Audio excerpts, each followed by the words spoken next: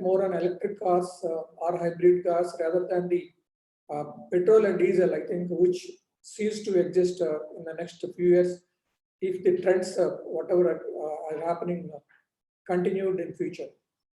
In addition to the same, several state governments have also come out with specific incentives as a part of their respective policies, which are undergoing rapid changes across India. The central government has also come out with the manufacture and other operations in warehouse regulations 2020, which have the potential to achieve the Make in India objective. With this backdrop, I would like to briefly introduce today's eminent speakers, EY Tax Partners, Mr. Sachin Agarwal and Mr. Bhavesh Thakur. Mr. Sachin Agarwal is a partner in the Tax and Regulatory Services of Ernst & Young LLP in the indirect tax service line in India. Sachin is a commerce graduate and is member of Institute of Chartered Accountants of India and Institute of Company Secretaries of India. He has 18 plus years of experience in entire gamut of indirect taxes covering GST, custom, foreign trade policy, and erstwhile excise, VAT, and service tax.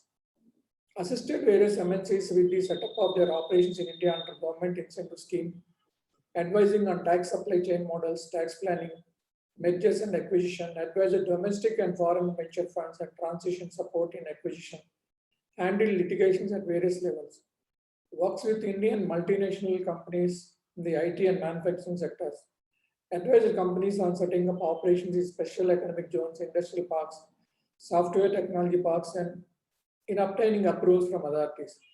Assisted with state incentives, advisory, tax structuring, litigation support for a handset and PC industry.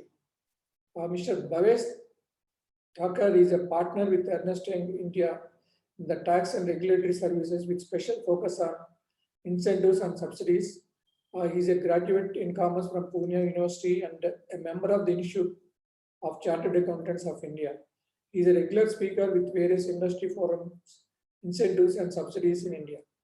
He has been extensively involved in advising multinational domestic companies across a range of sectors such as manufacturing and automobiles. He is a visiting faculty member of ICAI and a key speaker at various industry forums. He specializes in providing end-to-end services in relation to the fiscal incentives by state and central government and setting up or expansion of new units.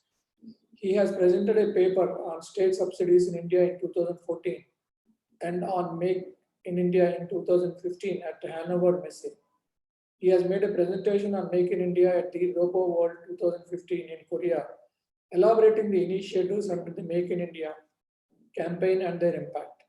He is instrumental in authoring a publication, Captivating Maharashtra, a guide on the new industrial policy 2013. With these words, I wish the participants a very informative and productive session. Thank you. Thank you, sir. Thank you so much for your welcome address. Now I request our eminent speakers for the day, Mr. Bhavesh Thakur and Mr. Sachin Agarwal, to address the participants. Thank you. Yeah. Thank you and good afternoon to all. Thanks for the generous introduction, sir, and laying the context for today's discussion. So, largely, if you see the context of today's discussion, it would be around what the new schemes have come and cover the incentive schemes in the Make in India program of the government. The topics which we intend to cover are the PLI schemes which have been announced recently. We will also touch upon the topic of state incentives and the various benefits associated to it. So the awareness of the state incentives is low as compared to the other schemes, and if planned correctly, they can help in recovering a significant part of the project cost. So the important aspect here is that we can claim benefits both from the central and the state governments. It's not that once you are claiming from center, you cannot claim it from the state. And post that, I'll request my colleague Sachin to throw some light on the other incentive scheme which investors need to keep in mind while planning the whole CAPEX agenda. We have also, friends, kept some time for questions at the end, and we'll request you to please post your question in the chat box, and we will try to answer most of them at the end of this session.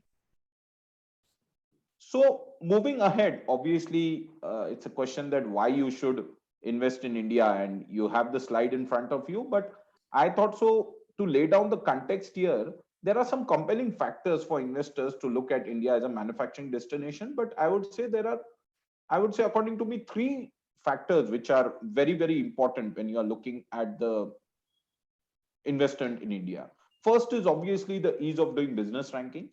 So there has been a steady improvement in the ease of doing business rankings for India, which are released by the World Bank every year. So from almost a rank of 140s, we have jumped to 63rd rank as per the latest rankings. So this is a significant jump in the last 4 years. Let me admit here, there is still a scope of improvement. I will say a lot of scope for improvement, but at least the steps have been taken in the right direction. And to add to it, from 2014, India has also devised a system of ranking states as per the ease of doing business rankings. That is also ranked by the World Bank only. So even the states now are ranked on criteria like providing electricity connection or availability of land and other factors. So for the last 2 years, I would say it has been Andhra and Telangana who have been topping this list. At currently, Andhra is the topping list. It's number one state on the ease of doing business. So gradually situation is improving for sure. Second factor I would say is the young working population. So at present, with the median age of 28 and almost 65% of our population is below 35 years of age. So this presents, I will say, an ample opportunity and resources to get the best talent from the large pool available. And third factor, what Sai sir also tried to put across is this political stability, which is there. If you see the steps have been taken, we have a stable government for the last 6 years. And with this whole Make in India program launched by the government, the intention is to give a push to the whole manufacturing agenda.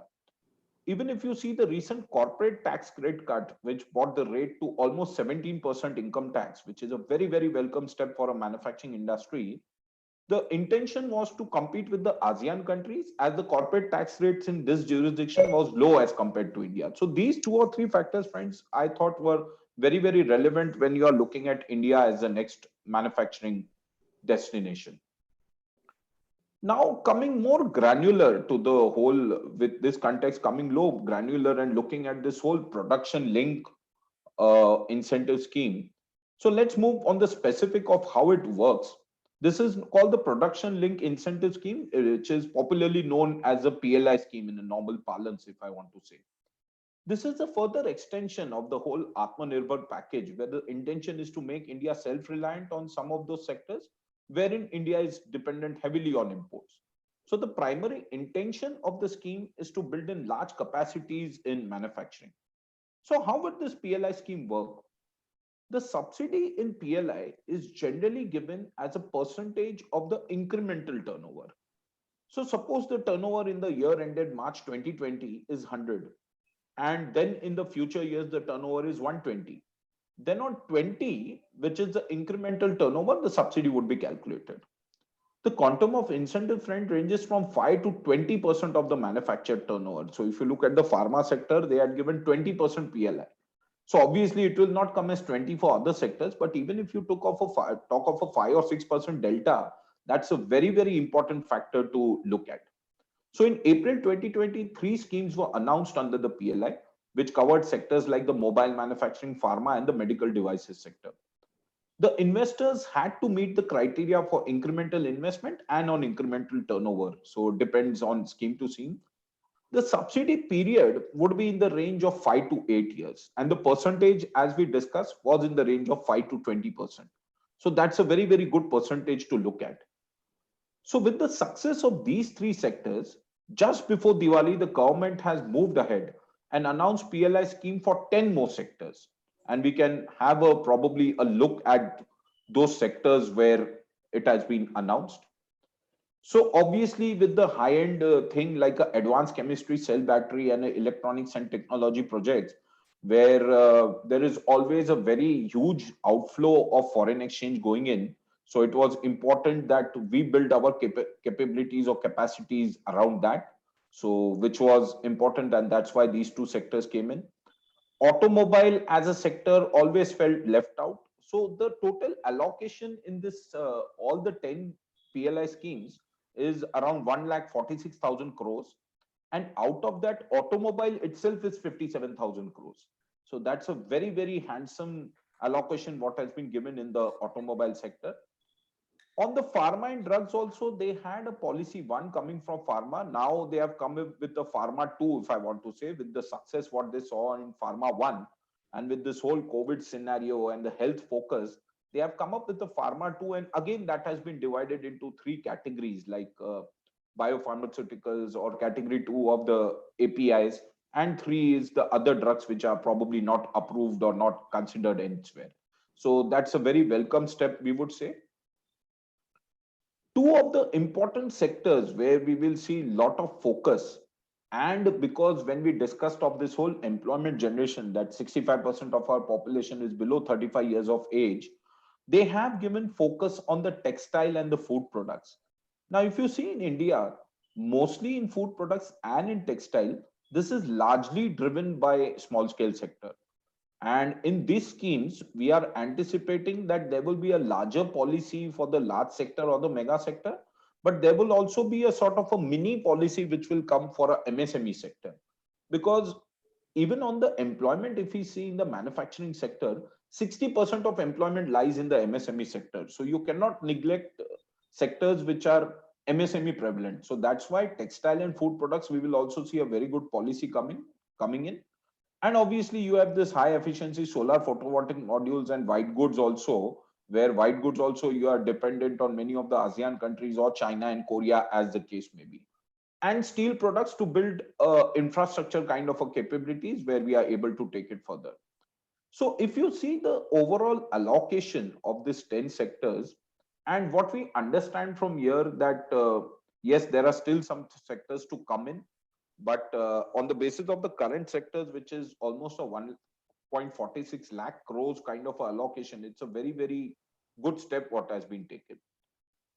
Fred, the detailed operational guidelines of the scheme are awaited, which will lay down the investment and turnover criteria, and also the percentage of the turnover based subsidy, what we discussed as 5 to 8 or 20%, as the case may be. And these percentages and criteria may differ from state to state. Now, as a company, we need to be, it is really very, very important for us to keep a watch on this and ensure that the applications are filed on time and the benefits are availed. So on the basis of the experience of the previous schemes, we can say that the application window was limited to 120 days.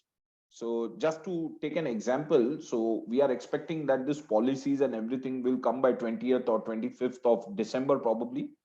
And assuming that the scheme will go live on 1st January, you will get 120 days to apply under this scheme from the date the scheme opens. And post the application, there will be an approval process for eligibility under these schemes. And after approval, a specific time frame is given to investors to invest for manufacturing and start commercial production.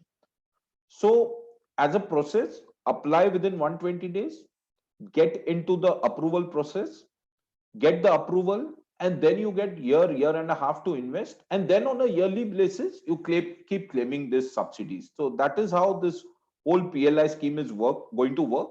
And I'm sure with as time goes, you will have more and more sectors coming and covered under PLI. So for some of the companies which feel have a high import component and a lot of foreign exchanges getting used in that, it would be advisable for those associations or those sectors to actually push the government for the next round of PLI, if I can say. Moving ahead, friends, and I will like to bring along with PLI, and just to let me add over here, whatever incentives we are discussing, whether it is PLI, whether what some of those incentives, what Sachin is going to discuss, or also the incentive from the state government, you can claim all of them together. It is not that once you have claimed benefits from the PLI, you cannot claim benefits from the state governments. And state governments, I will say, have come up with very, very good policies, often a neglected or less aware topic, if I can say, because PLI comes in all the newspapers and the headlines, but you have lesser awareness on this whole state incentives which are there. Now, state incentives, if you see, largely in India are divided into three buckets. The incentives are given in three buckets, if I say. So one is the capital link subsidy. So what is the capital link subsidy? A certain percentage of the project cost itself comes back to you as a subsidy. So suppose you are setting up a project of 50 crores, they will say 10% of the project subject to a limit of 2 crores. That's how the capital subsidy would work. Some states do not have this upper limit. So take an example of Madhya Pradesh, which has come up with a very, very good policy. There they are saying that 40% of the project cost will be given you by way of a capital subsidy. Telangana has come up with very good policies in the R&D at this sector. So capital link subsidies are the first bucket, I would say. Second bucket would be the expenditure linked subsidies.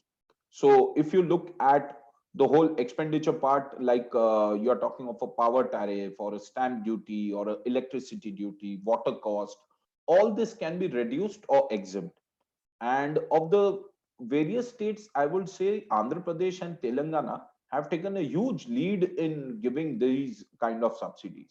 So if you see in Telangana policy, there is a 1.5 rupee per unit, which is given for a period of 7 years, for a period of 10 years. That depends from sector to sector and how you are able to present your case also. And third and the most important would be the sales link subsidy. So you have the capital linked, you have the expenditure link, and you have the sales linked. Now, what is the sales link subsidy? To just give you an example in short. So suppose you are investing 100, the government will say that yes, you will give you 70% of your project cost back. So suppose 100 is your project cost, your 70 is your subsidy. How would you get this 70 back? This 70 you will get back by way of SGST, what you contribute to the state government. The taxes which you contribute to the state government will come back to you as a subsidy in a reimbursement mode. So that's how Andhra and Telangana, and largely I will say 80% of the states operate in India, and that is how the SGST comes back. So this, friends, you will appreciate, becomes a very, very important factor when you are looking at the whole payback calculation. So if you plan this correctly and you take the PLI for your sector and also the state incentives, you can actually get 80 to 100% of the project cost, or sometimes even more than 100% of the project cost coming back as a subsidy. So when you look at the sales link subsidy, it is mostly, as I told, a SGST portion which comes back to you as a subsidy. So it is very important here to plan and set up a plant in a state where you have the largest sales. Otherwise, take an example, you set up in Telangana, you are getting this subsidy, but you are not selling anything in Telangana and you are not contributing any SGST to the state of Telangana, then the subsidy would be zero. So that is something what we need to keep in mind. So if you see the left part of the screen, what are the parameters which needs to be considered? It is also the location which matters. So if you are coming up in Andhra Pradesh, if you are closer to Vijayawada, the incentive would be lesser. But if you are going in the underdeveloped part of the states, or if you are in Hyderabad, closer to Hyderabad, the incentive would be lesser. But if you are going to a Sangareddy or moving further, or Zahirabad, the incentive would be higher. So it depends on which part of the state are you coming in. The amount of investment, whether you are a MSME sector or large scale. And very interestingly, the states do have a mega project kind of a definition also. All states have a mega project kind of a definition. So the mega project definition will be based on the basis of what you invest or what is the employment. Important point to note here that in the case of mega projects, you can negotiate with the state government on incentives. You can actually say that this is the incentive what we want. So if you are planning to invest, suppose a 300 crore or a 400 crore, you can actually negotiate with the state government on incentives. So the second factor which will be important is sector. So if the state is having a sector specific policies, your subsidy can be higher. Obviously, both the states, or rather all the states, have subsidies which are there for general manufacturing also. But if there is a sector specific policy in the state, obviously you will look at a higher subsidy. Sales pattern is something what we discussed. It's very, very important to see what is the sale pattern, because you may set up in Telangana or Andhra Pradesh, but if you are not having any sale there, then probably it would be difficult to get those kind of subsidy. And expenditure is something what we need to look at. Now, when we were discussing this whole mega project thing, we can also look at what are the factors we need to tell to the state government when we are putting our mega project proposal. So what are we giving to the state and what are we expecting from the state? So those are some of the factors, like what is your employment generation, what is the tax collection, do you have an ancillary opportunity, are you building up a manufacturing ecosystem? I guess all these factors go a very long way in determining the importance of the project to the state, and in short giving you the leeway for the whole negotiation, I would say. We discussed some of these factors, but I guess to just sum up these factors, so incentives, let me tell you friends, are available to both foreign and Indian enterprises. So don't be under the misinterpretation that this is available only to a foreign enterprise. No, this is available to both. Second very, very important factor is it is also available for expansion. So if you look at all the policies almost in India, they do talk about expansion benefits. So even if you have set up the unit 10 years back, but now you are expanding, there is a clear-cut chance of a subsidy coming in. The incentives, as we told, based on location scale, we have discussed that issue. We discussed that along with the central government, you can look at these incentives. Most of the sectors have sector specific policies, and now if you look at state governments, they are also moving beyond the manufacturing incentives. So if you see the recent policies, you have the IT and the ITS policy of Telangana, you have ITS policy of Gujarat, Maharashtra, Andhra Pradesh. So now companies or other states are also moving towards sector specific policy. You have tourism policy in states. So suppose you set up an amusement park, suppose you set up a hotel in Maharashtra or in Andhra Pradesh, do you get a subsidy? Yes, you do get it. So those are also sector specific. There is solar policy, there is defense and aerospace policy, there is electronic policy. So there are many sector specific policies coming in. And as I told, the sector specific policy benefits will be higher as compared to general manufacturing policy. Tailor-made incentives have been defined in all the states. Some states, as we told, are divided into various zones, blocks, and regions. What we need to keep in mind are some of the important conditions, like some of the states may lay down a local labor condition, which we need to keep in mind. And there can also be a lock-in period. So suppose you are getting this subsidy for a 7-year or an 8-year or a 9-year period, there can be a lock-in period also, which we need to look at while planning these kind of subsidy regimes. Now, looking at this slide, I would say that we are in an era of, clearly friends, an era of competitive federalism where each state is fighting for investment. And in this whole COVID regime, if you see, like investors from outside India were looking at and are looking at rather India as a manufacturing destination, or keeping a strategy of China plus one, like along with China, where do we have one more facility? So not that all the eggs are in one basket. Let me admit here that somewhere Vietnam has taken a lead in this while attracting investment, at least from the ASEAN countries. So if you see investment from Taiwan and Korea, they have preferred Vietnam. But yes, we are in an era of competitive federalism where we are looking at states fighting for those kind of investments. So in this, I would say 4 or 5 states have taken a lead in bringing out new policies. So you have a Maharashtra, which is giving a sort of a SGST reimbursement. So if you see Maharashtra, normally, if you see other policies, normally it is the net SGST which comes back to you as a subsidy, whereas Maharashtra is giving you gross SGST. Now, that's a very big difference. If I want to put it very simply, suppose on your sales, the SGST is 10 rupees, and you have your input set off of purchases or raw materials of 7 rupees. So 10 minus 7, 3 is what you will be paying to the state government as a tax. So the subsidy would also be based on that 3. Whereas Maharashtra will give you subsidy on the 10 and not on the 3. So that's a very, very big change what Maharashtra has made on the gross SGST reimbursement. What has Madhya Pradesh done? Madhya Pradesh has actually delinked the taxes from the incentives. So what they have simply done is, you give your parameters, what are you going to invest, what are your employment, what you are going to generate. We will straight away give you a capital subsidy, which will come out by a formula. So if the capital subsidy percentage is 30% or 35%, you will straight away get that 35%, whether you sell in Madhya Pradesh, outside Madhya Pradesh, or outside the country. So that's also a very, very good formula what Madhya Pradesh has come up with. In this COVID period, Karnataka has also come up with a very, very good subsidy scheme, I would say. And what they have done is, so suppose 100 is your project cost, they will say that we will give you 70% of the project cost back as a subsidy in a 8 or a 9-year period. And how will they give it back is, so whatever is your turnover, we will give you 2% of that or 1.80% of that. So whether that turnover you are selling within Karnataka, outside Karnataka, or outside the country also, you will get 1.80, 1.60. That depends on the zones and the regions.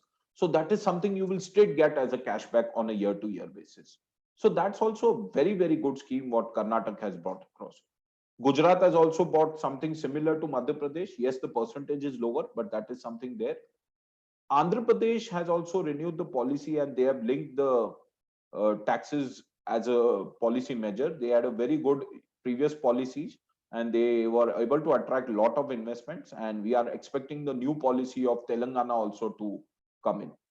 So, sir, friends, the messaging here is that India is an investment destination to look forward to, and states are fighting for larger investments to come in the region. And that is how you see newer and newer policies coming in. So on this slide, if you see, this is just a snapshot of what kind of benefits are available. So we have taken some of the states which are important here where the larger investment have actually flowed in. So if you see, you have Gujarat where larger investment has come in, or you have Uttar Pradesh also, Maharashtra. So SGST reimbursement, as we told, is one of the important component in this whole subsidy regime. You have the investment promotion subsidy, which is brought in by Karnataka, which is 1.75 to 2.25% of the turnover itself for up to 10 financial years. You have capital subsidy regime in Gujarat and some parts of Karnataka also. And you also have the expenditure linked subsidies, what we discussed, like the electricity duty or the stamp duty or interest subsidy or employment generation subsidy, which are there. So we are just to probably sum up the state incentive calculation working, I would say, if you plan this correctly, if you evaluate this correctly, we had some projects in Andhra Pradesh where the incentive was 125% of the project cost. So 25% from the center and 100% from the state. So that is a kind of planning and detailing which goes in these kind of ways. And states are very welcoming at this point of time. So it's to sum up, it's an exciting phase to come to India at this point of time and avail all the subsidies. To say that whether it's a simple process or no, so I will not say it's a simple process. Yes, follow-up is required. You need to follow up. You need to file the returns and the refunds in time. But yes, this is something as a factor which cannot be ignored. If you are talking of almost 70 to 75% or 100% of your project cost coming back in an 8 or 10-year period, I'm sure we cannot ignore that phenomenon when you are evaluating your whole payback for the project cost. Moving ahead, friends, there are other incentive schemes also which we feel are very, very relevant when you are looking at the whole CAPEX agenda. And I'll request my dear colleague Sachin to take us through this. Thanks, Bhavesh, and thanks for taking us through the central and state industrial incentive schemes. So friends, now in next 15-20 minutes, I will take you through other incentive schemes which has been announced by the central government or which were existing in the from past many years also. But these schemes can also be availed in addition to the central and state incentive schemes, which Bhavesh just discussed.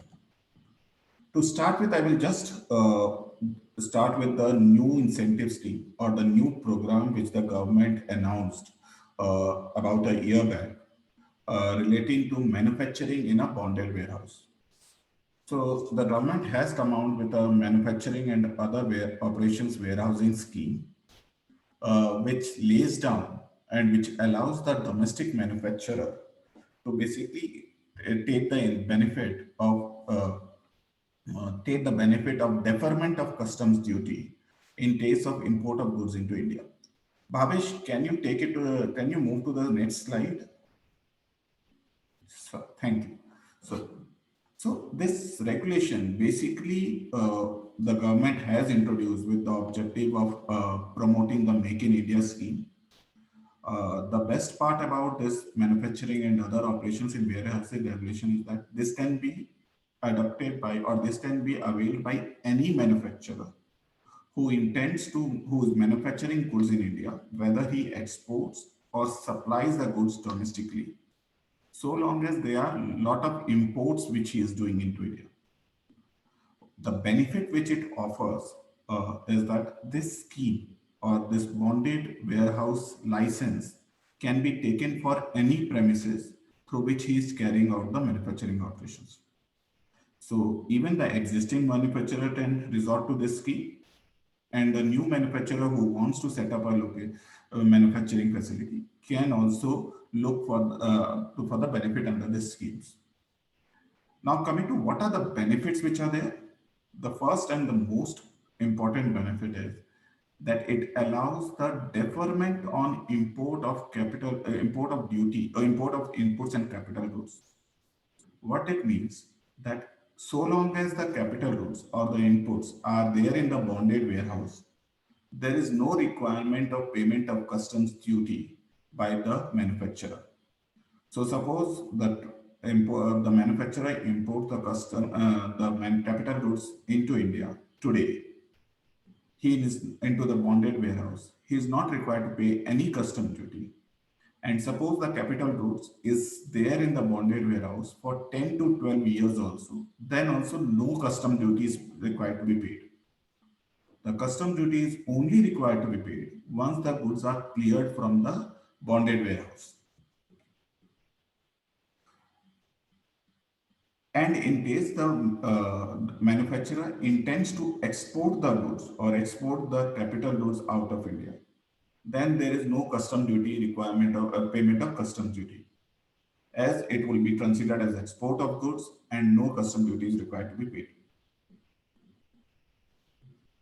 The scheme also allows the domestic manufacturers to not only import from outside India, it also allows them to procure the duty paid goods from within India. So indigenous inputs, which is required for the manufacturing purpose, can also be imported into the warehouse for manufacturing. There is a formula which is prescribed by the government or based on the SIAM norms for a payment of duty at the time of clearance of the imports, clearance of the finished goods or finished goods from the bonded warehouse.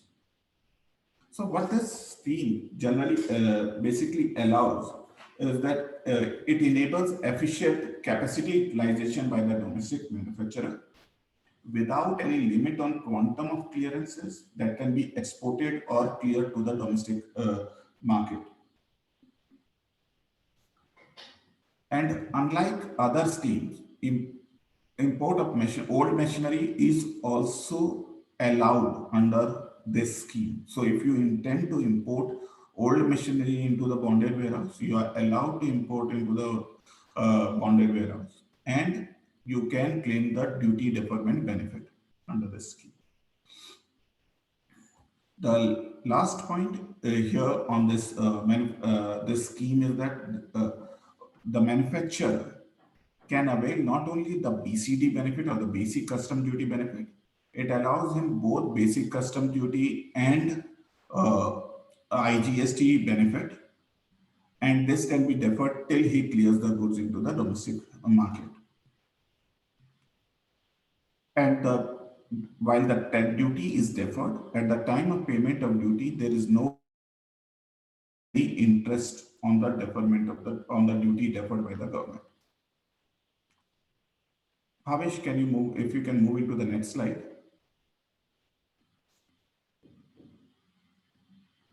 So here what we have done, we have just given the illustrative illustration to show that what is the benefit which the domestic manufacturer can take in case they in case they set up the unit as a bonded warehouse under this regulations.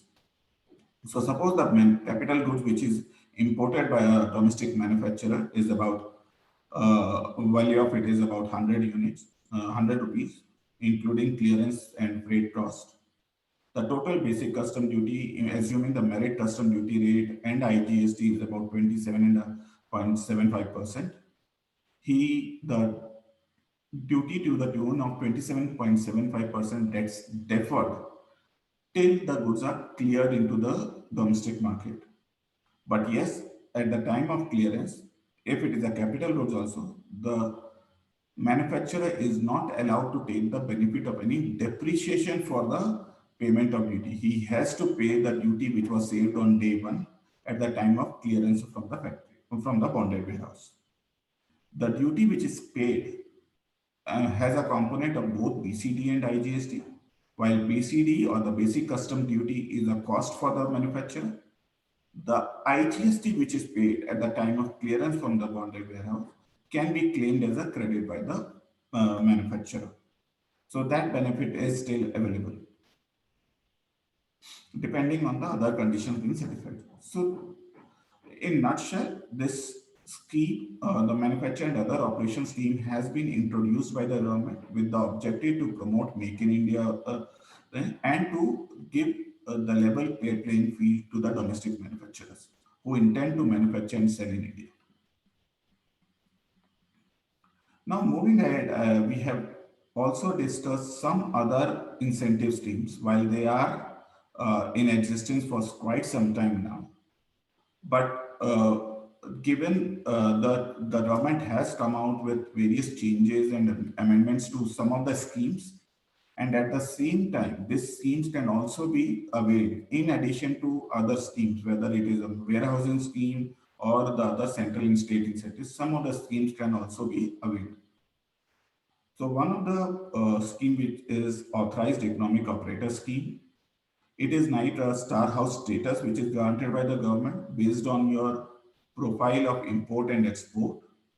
The benefit under this authorized economic operator scheme is that it allows seamless clearance of the goods from the customs, from the direct customs, fastest clearance without any physical verification. It allows the deferment of custom duty to the by 15 to 20 days for the importer who are the regular importers, and this license or the scheme or the benefit is given in the form of tier 1 license or the tier 2 license, and depending on the export and the import profile of the company, this benefit is given, and this scheme can be taken by the companies. The other is project import scheme. It is a very old scheme which has in existence for more than a decade now. It allows a concessional basic custom duty on initial setting up or expansion of specified projects. The concessional basic rate may be about from 0 to 5%, which is allowed under the project import scheme. In addition, there is a free trade agreement scheme under the preferential agreements which the India has entered with various countries like Sri Lanka, ASEAN countries, and so on, wherein based on the nature of the product, the government has come out with a concessional rate of basic customs duty, which can be availed provided they satisfies the rules of origin condition. Recently, the government has basically announced the revised origin rules of country origin rules of origin regulations, wherein they have basically specified, and the onus of to prove that the origin the rules of origin requirements are met is on the importer of the goods.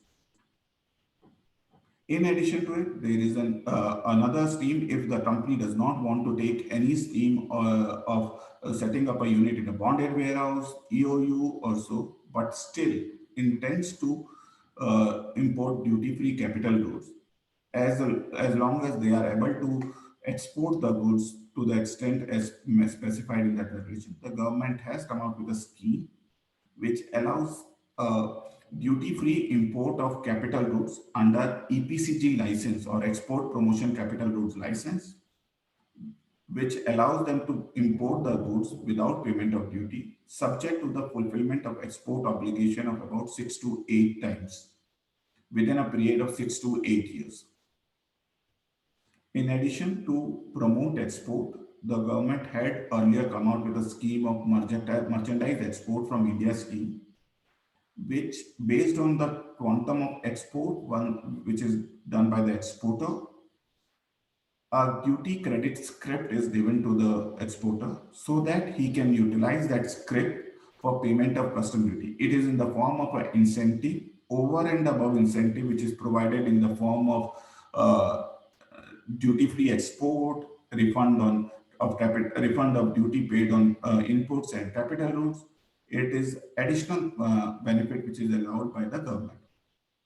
While this merchandise export from India scheme is in force now, it is likely that it will be done away with from December 2020, and a new scheme is getting introduced by the government, which is remission of duties and taxes on export product scheme. This will be similar to the MEI scheme, however, and a percentage of benefit and a small percentage ranging from 2 to 5% per benefit may be given by the government under this scheme, wherein they will give you the script which can be freely tradable or used for the clearance of goods for payment of customs duty. So these are some of the broad level schemes which is there, which can be explored in addition to the central and state industrial incentive schemes. The government is promoting these schemes, and these are the schemes which can be taken, and it is not exclusive schemes that if one is taken, other cannot be resorted to. A person who is setting up a manufacturing facility in India can explore each of the schemes and can resort to any of the schemes depending on the maximum benefit which can be provided by any of the schemes. So this was something which was on the other incentive schemes which is there.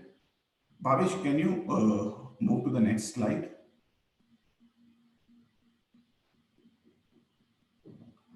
So, having discussed all the central and state incentive schemes, a person or company interested in setting up a manufacturing operation in India, they need to keep certain key points in mind. So we have listed on a couple of points, some of the points which needs to be understood and which needs to be taken care of while they are basically planning to set up a manufacturing operation in India. The first and foremost is a location study or evaluation of the incentive policies given by the state and central government.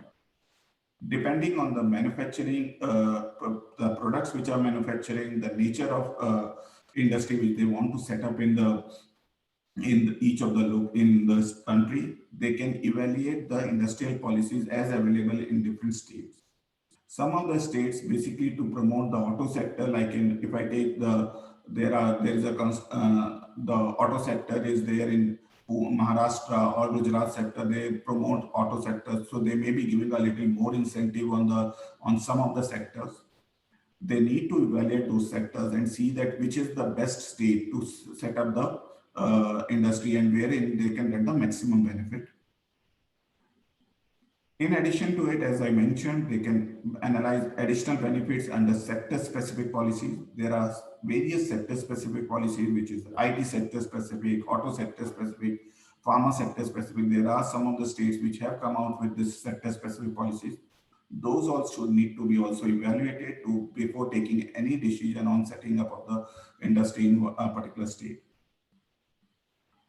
While the state incentive policies list down the broad level guidelines or broad level incentive which may be allowed to a particular industry, it is imperative, and at times we have seen that most of the benefits, and mainly in the super mega and ultra mega projects, the government is ready to grant additional benefits. So it is more depending on how you negotiate with the government, how you basically prepare your project report, which can be basically more impressive and can be shown to the government to that what value addition you are trying to bring into the state. Based on that, the government at times have given the additional benefits to the companies. Import duty benefit on capex in the form of deferral of credits, exemption from import duty, all needs to be understood in case one is setting up a manufacturing base in India, and with the more and more objective of exporting the goods outside India. The other points which needs to be also taken care of is more on the contract structuring side. How do you structure the contract? What is the benefit which can be taken? Those are also need to be evaluated for the purpose of setting up the. So these are some of the key benefits which needs to be key consideration which one should keep in mind while setting up a manufacturing operation in India. So with that, I would hand over it to Shikha to for the question and answer round. Thanks from my side. Thanks a lot to both our speakers, Mr. Bhavesh and Mr. Sachin, for such an comprehensive presentation and very informative address. Now I request all our participants, our members and guests to kindly put their questions in the question and answer box, so that our speakers can take from there the questions and they can reply to your queries. So I request Mr. Bhavesh, if you can take questions from question answer session, or should I read for you? No, I'll take that, Shikha. Thank you. Okay. Thank you. So I guess we have some of the questions here. So the first one is there any subsidy available for a service sector? So yes, there are subsidies available for the service sector now. At least if you see the ITS kind of a setup, or even the tourism kind of a setup. So there are subsidies available. Things are opening up now on that front. Previously, it was subsidy was looked at only from a perspective of manufacturing. But now, even if you see R&D operations, ITS, tourism, waste management, those are the various sectors now which are looked at from a subsidy perspective. There's one of the questions that can we request the organizer speakers to share the presentations, which is getting discussed. Yes, once we have our approval, Shikha, we will send it to you, and obviously you can circulate it to your members. That shouldn't be an issue. Yeah. There's one more question that we are a regular supplier of washing machine, electromechanical parts, and are the only source in India meeting the demand for only 10% or 20% of our market, and our competitors are the only Chinese. We are in the business since last 10 years, and can we are eligible for scheme if we invest in manufacturing infrastructure? Yes, so these schemes, whatever we have discussed, have largely been around manufacture. So state government schemes, so obviously on manufacture, you will be easily eligible for. And central, you will have to see whether your product qualifies under that scheme. That is something which we have to keep in mind. And if it qualifies, yes, obviously you can claim benefits both from the central and the state government is what we see. There's one more question, Sachin, that is it possible to convert part of an existing unit into a bonded warehouse on the mover part, what we discussed? Yes, it is possible to convert a part of the unit into the bonded warehouse. The only condition there may be a requirement of a separate demarcation of that for the purpose of taking the bonded warehouse bonded license. But yes, it is possible to convert a part of the unit into a warehouse, bonded warehouse. Yeah. So I have a question. I think one of you can answer. If we see this incentive scheme announced by the government, pharma is already established in India, like automobile also. Why actually government has given a big thrust or big allocation to the automobile industry? Because we are aware food processing industry used to be encouraged a lot because there is a potential worldwide. Like that, there are so many other sectors. So why actually government has given incentives for already established sectors like pharma and automobile. So, sir, on that sector, I will say there were two aspects. If you look at the pharma, so obviously, which are huge dependence on China on the APIs and that front, clearly there was a lot of foreign exchange which was being used out there. So there was a clear focus around that. And if you see on the employment generation, what we see, sir, after real estate in India, which is the number one employer, the second is automobile. And if you see in the last 2-3 years, sir, with the slump, with the BS6 norms, with a lot of uncertainty around this whole auto, there was a general slump in the whole auto sector, and there was a lot of policy representation happening. Let me admit, sir, here that what we have also seen on this 10 sectors, and we should be open to more sectors. Let me admit here, sir, that wherever the associations in textile and food processing, these guys are strong in auto, they were able to push their case, sir. So that was also, I would say, an important factor. Though it may sound, yeah, but this, these associations were able to put their justification and push their case for a subsidy. And as Nirmala Sitharaman, even when she was announcing this, has made that very clear that yes, you may look at new policies coming in. So we will obviously open to other sectors, but yes, it will take at least 6-7 months for the next sectors to come in. But Bhavesh, me and Narendra both were from real estate. But unfortunately, whatever were asked by the industry, they were never looked into. Though, as you said, it is next to agriculture in terms of providing employment. Correct, sir. And so many other sectors are actually depending on this. But still, I think whatever was asked, government has not considered anything. Whatever was given is peanuts to the industry. Correct, sir. And real estate, I don't know, sir. There is a certain image, I'm not sure, which is associated with the real estate sector where we feel that the subsidy may not be required. But a point taken, sir. It is also certain images or certain notions which bureaucrats do carry.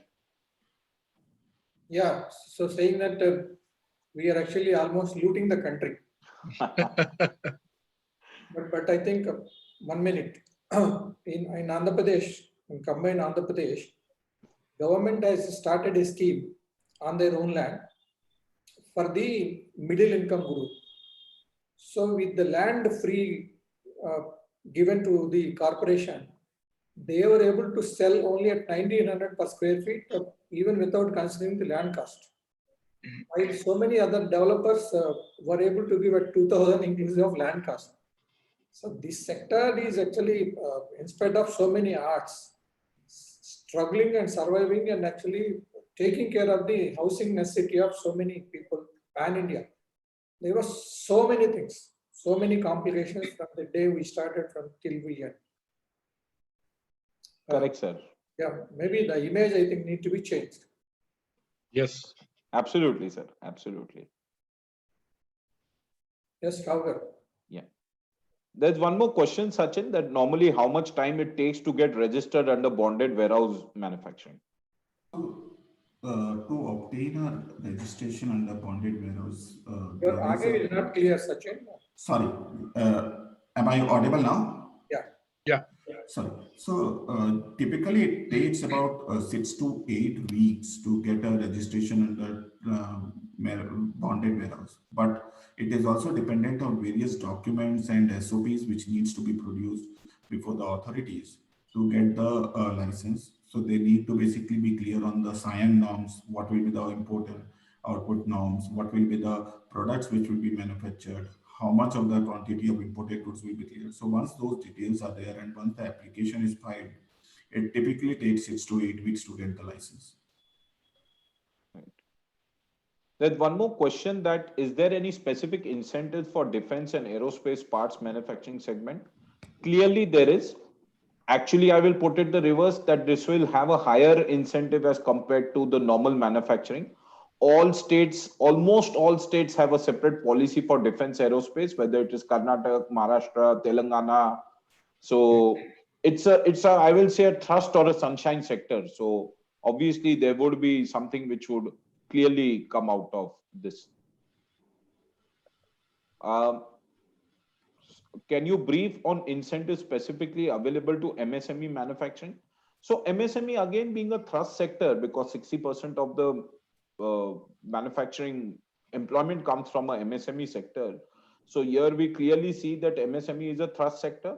So you have benefits over and above like what is available in a state subsidy for somewhere as a large, the MSME will enjoy a higher subsidy as compared to a large category. You will have central government benefits as per the MSME Act. And you also have some of these provisions under the whole Atmanirbhar package, which was this announced by the central government in this whole COVID period in 3 or 4 tranches. So you can add up all of this and you will have substantial benefits coming under the MSME sector. Is there any incentive for a tea packaging industry? Yes, there is incentives if it qualifies under manufacturer. So all these incentives, if you largely see, are for manufacture. And if you are manufactured under the provisions of excise, which were there earlier, you would qualify under those. So Shikha, do we have more time to take questions or we are run out of time now? No, we have time. Okay, okay. Thank you. There's one more question which is telling that can you please elaborate, share content on subsidies or incentives specific to electric vehicle OEMs, component manufacturers? Yes. So electric vehicle, again, like defense, aerospace, all states have different policies. So there is, all the states have different policies and again, a thrust sector. The central electric vehicle policy is being worked out and that should also be released in some time. But yes, again, it would have higher subsidies as compared to a normal manufacturing. So, and we'll have to wait how auto has also been defined. As we told that these are all press releases and we'll have to see how the actual things actually come out when we are look at these subsidies. Sachin, there is a question that we are an engineering company doing engineering service to both export and domestic clients. We are not an EOU. What is the incentive subsidy which is available? These are engineering services. So as an engineering service who is exporting the services, you may be claiming certain incentive in the form of refund of input services, refund of GST paid on input services. You may be claiming service export from India scheme, SEI scheme. So those are some of the benefits which are there. As an engineering service provider, you are basically importing lot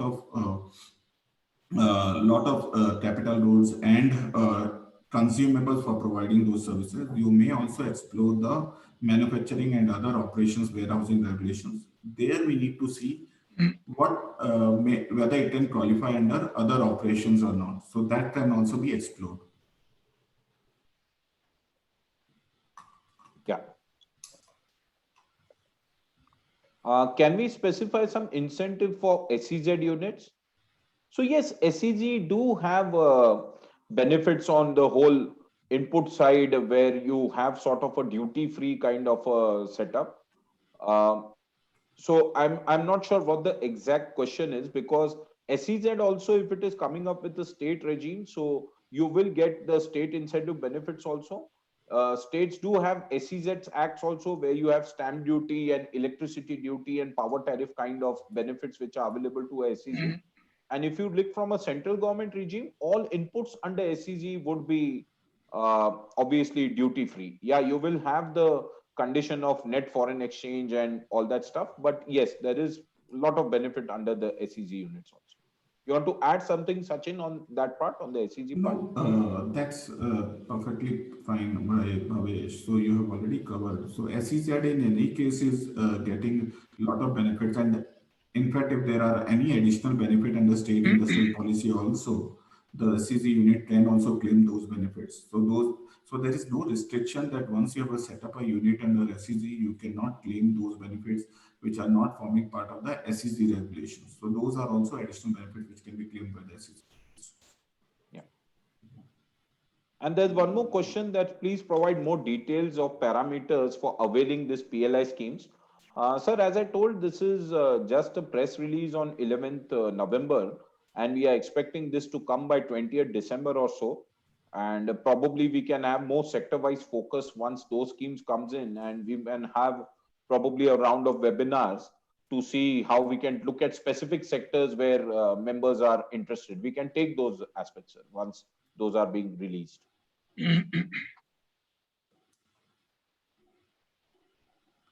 Sachin, I have a small question. Can we avail SGST as a subsidy against the capital contribution or investment?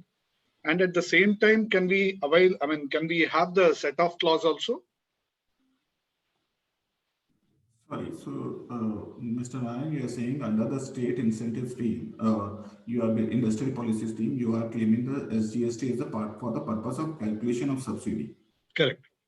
So, Mr. Nayan, it depends on the state to state, as Bhavesh also mentioned, that like in Maharashtra, they are giving the gross GST refund.